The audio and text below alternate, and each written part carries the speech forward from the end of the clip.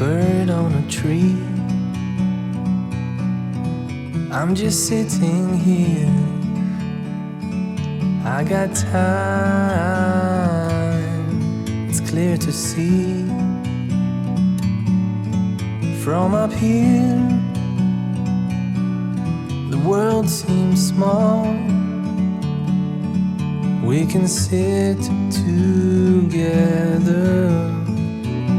it's so beautiful, you and me.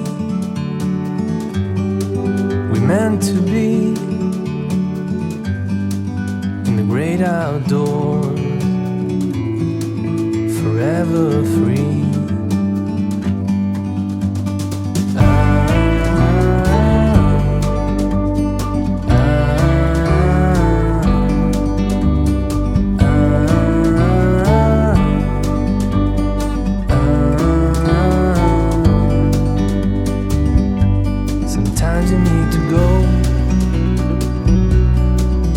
Take a step back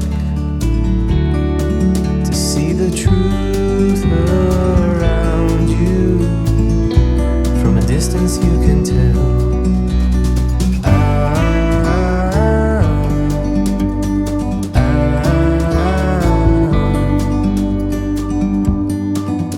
You and me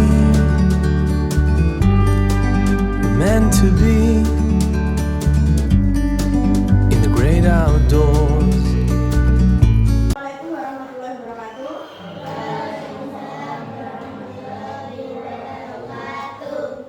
Kepada yang terhormat Bapak Kepala Sekolah, kepada yang kami hormati Bapak Komite, dan kepada yang terhormat yang mewakili dari desa, Bapak Ibu Guru serta wali murid dan anak-anak yang kami banggakan. Alhamdulillahirrahmanirrahim. Pada kesempatan hari ini, terima kasih panjenengan semua, anak-anakku, Bapak Ibu Guru, dapat hadir di ruangan ini. Yang nantinya di sini kita akan membahas tentang aset apa yang ada di sekolah kita. Jadi kekayaan apa saja yang kita miliki yang dapat kita gali sebagai aset. Lalu yang kedua adalah di sini saya adalah calon guru penggerak angkatan 8, di mana saya mempunyai sebuah program yang tentunya program itu tidak dapat saya laksanakan ketika saya tidak melakukan musyawarah atau sosialisasi dengan Bapak Ibu Guru dan siswa semua, karena di dalam program yang nantinya akan saya atau di dalam program yang sudah saya rencanakan tentunya tidak terlepas dari Bapak Ibu Guru dan anak-anak semua. Nah, untuk itu yang nanti akan saya sampaikan di sini, akan saya paparkan adalah tentang aset apa saja yang kita miliki, aset apa saja yang dimiliki oleh di sekitar kita, aset yang dimiliki oleh sekolah itu kita gali bersama, karena untuk aset sebetulnya kita mempunyai banyak sekali aset yang belum kita gunakan secara maksimal. Maka dari itu untuk kesempatan ini bersama-sama, nanti kalau saya yang memaparkan ada yang kurang, nanti monggo Bapak Ibu Guru, Bapak Ibu yang hadir di sini bisa menambahkan aset apa saja yang sebenarnya kita miliki di SD ini yang nantinya akan kita gunakan sebagai pembelajaran atau pembenahan SD supaya SD kita menjadi lebih unggul dan lebih baik lagi ke depannya.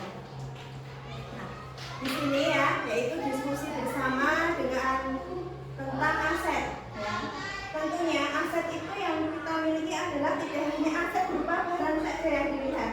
Ternyata aset itu yaitu bisa berupa di sini modal manusia.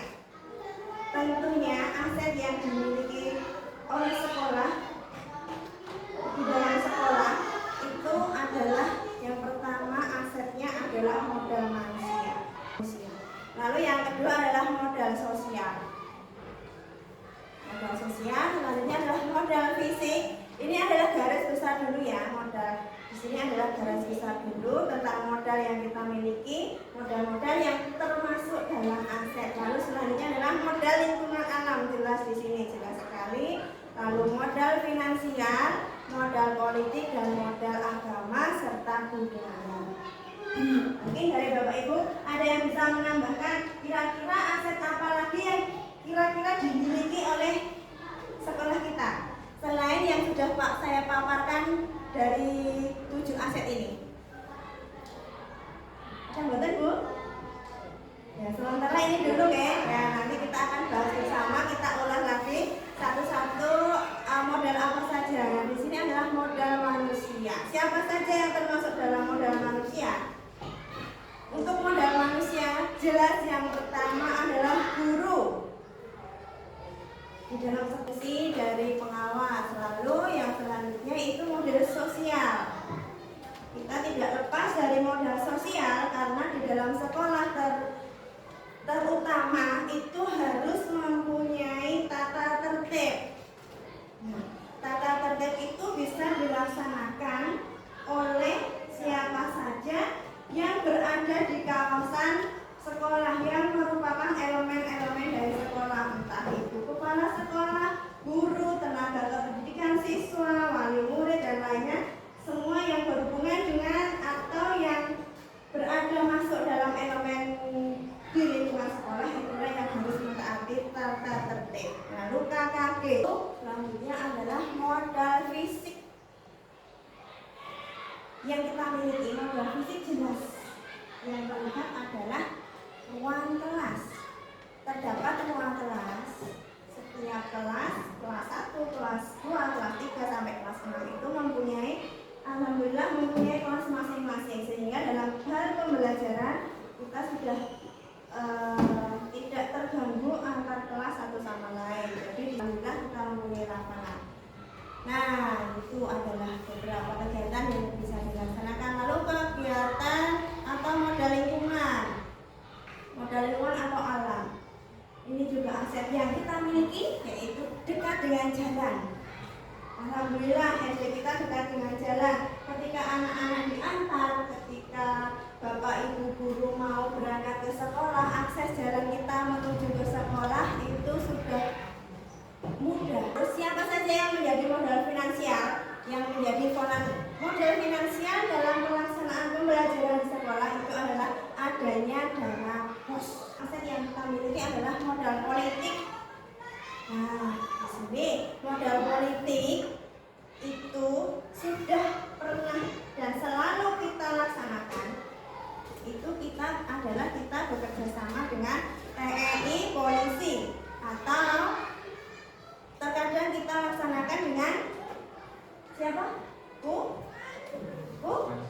Puskesmas. Nah, itu adalah beberapa aset yang sebetulnya kita punya dan sebaiknya harus kita gali lagi supaya aset-aset yang ada itu tetap selalu kita kembangkan, supaya nanti di sekolah mungkin ada program-program selanjutnya yang bisa memanfaatkan aset yang kita punya. Jadi aset itu bukan hanya kita punya meja, kursi, laptop, papan tulis. Jadi aset yang kita miliki sebetulnya ada 7 modal tadi ya. Ingatan ya. Nah, untuk selanjutnya yang akan saya paparkan di sini adalah untuk program. Nah, jadi itu tadi adalah aset-aset yang kita miliki di NPTN, yang dimana aset itu nanti adalah sebagai salah satu jalan saya untuk saya membuat sebuah program yang nantinya insya Allah bisa dilaksanakan mulai dari yang kecil, mulai dari per kelas, mungkin nanti bisa menambah ke kelas-kelas lain kalau program itu bisa dilaksanakan dengan baik dan membawa kebermanfaatan untuk seluruh kelas atau sekolah. Jadi programnya di sini adalah untuk judul program atau kegiatannya yaitu menguatkan interaksi sosial antara murid secara positif, aktif, dan bijaksana melalui program Sasihatif. Nah, apa itu program Sasihatif?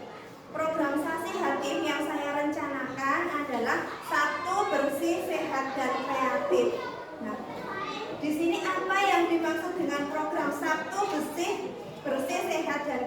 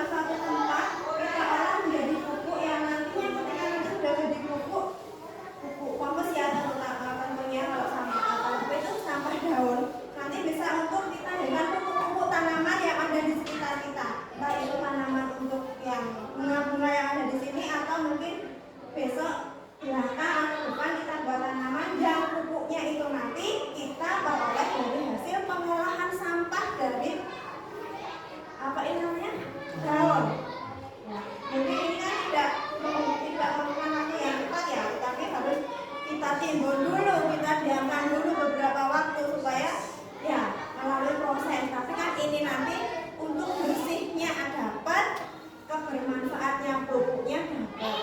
Lalu untuk sampah yang